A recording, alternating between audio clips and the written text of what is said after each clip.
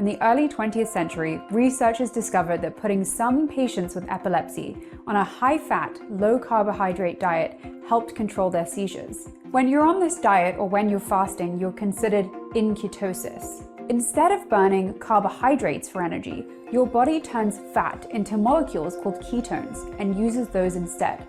Today, for most people, the keto diet has nothing to do with epilepsy and everything to do with losing weight.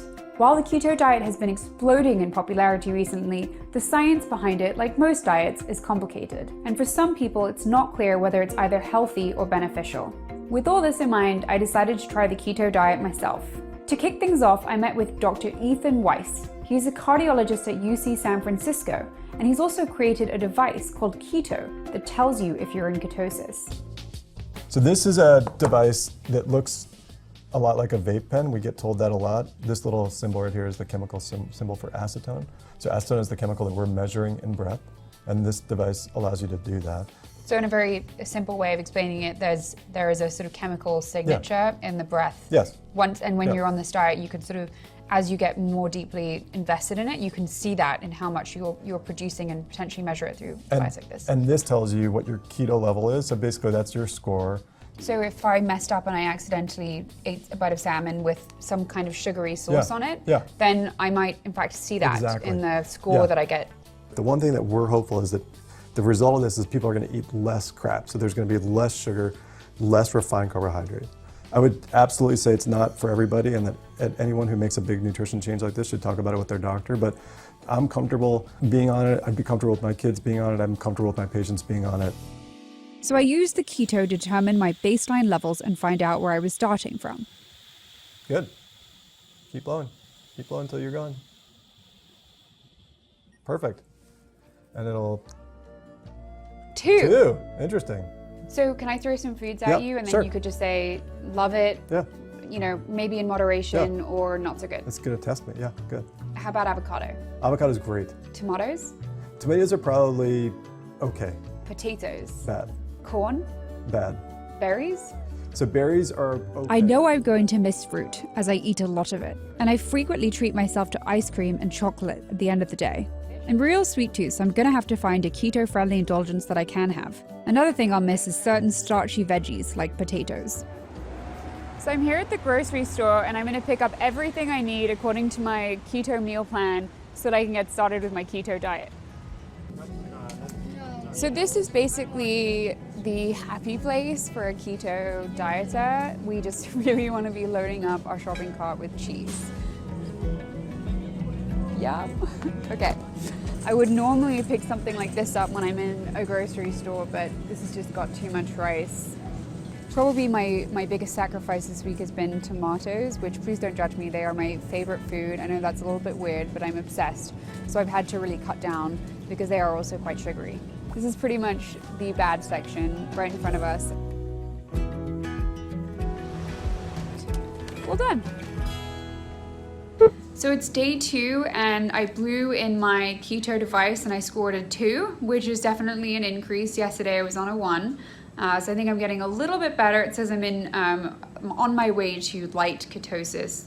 This morning I had a very fatty, low sugar yogurt and lots and lots of coffee, and that's pretty much all I've had today. So I'm feeling a little bit tired and a little bit sluggish, and I think that's normal. A lot of people say that they experience a little bit of a keto flu in the first week as their body is transitioning away from being reliant on sugar. The one thing I do really miss is chocolate. So we'll see how that goes as I get deeper into the week. Morning, it's day 3 on the keto diet, and I'm about to get up and make myself the same breakfast for the 3rd day in a row, which is cheesy eggs with avocado and oil. I'm making this even though I'm sure there are other breakfast options, because this is the thing that I can do quickly before work, and I want to just kind of get it done and get out the door. Day 5, hard and not really looking forward to the weekend, a bit sick of eating cheese and nuts. So I made it to day 8 of the keto diet. So I will say that I'm doing a lot better and I'm not quite as tired as I was this weekend, when I think I was really hit hardest by this keto flu that happens when your body is transitioning away from carbohydrates into this new energy source. So it's day 13 on the keto diet. I actually feel quite good today. I've also lost a few pounds, but that might be down to just eating at home more and kind of watching what I'm eating than anything else. So day 13, things are looking good. I then talked to Dr. Yoni Friedhoff, founder and medical director of the Bariatric Medical Institute, to get some clarity on the science behind the diet. There's definitely no evidence to suggest that keto is better than any other diet at the management of weight. All diets work by way of a reduction in calories, including the keto diet. And if a person happens to enjoy living a keto lifestyle and in turn doing so reduces their calories, good for them. The other issue in regard to these diets is they really do provide people with this echo chamber and culture and identity. And those things, like religions, in a sense, confer a lot of belief, which in many cases supersedes and outpaces actual evidence. And if you do go on a keto diet, it probably is worth having your physician check your cholesterol levels once you're into the diet. And for Robbie Cape, co-founder of the healthcare company 98.6, the potential drawbacks of the keto diet became very real. There were two things that I changed that probably were the reason why I loved the diet. Number one was I started to drink bulletproof coffee in the morning, which I adored. And then in the afternoon, the way I would get through the afternoon was I would snack on cheese, which I also adore. And unfortunately, both of these changes to my diet had an offsetting and a negative impact on my blood work. So you went into your doctor and you had your standard annual physical, and what did the test show? All of the tests pointed in the direction of basically concluding that, unfortunately for my body and my metabolism, that the diet wasn't healthy. It was making me smaller, yes, but the impact on my blood was such that, my doctor couldn't recommend it. In fact, my doctor joked with me.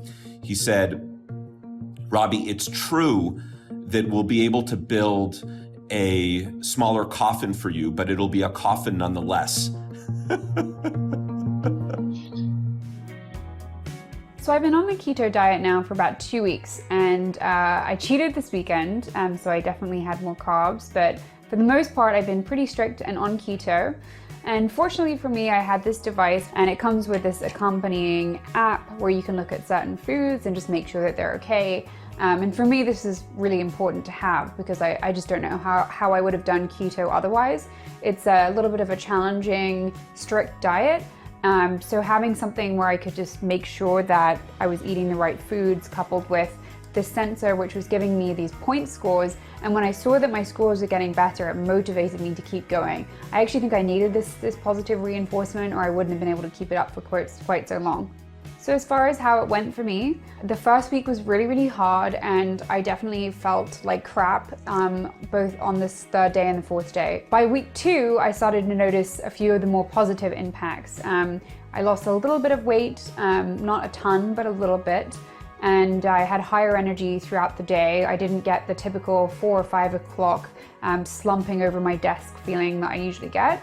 I actually just felt like pretty good. So what I've learned from my 2 weeks on keto is that it's been great to just eat at home more, and also just to pay attention to the things that I'm putting into my body. And because of that, I feel a lot healthier.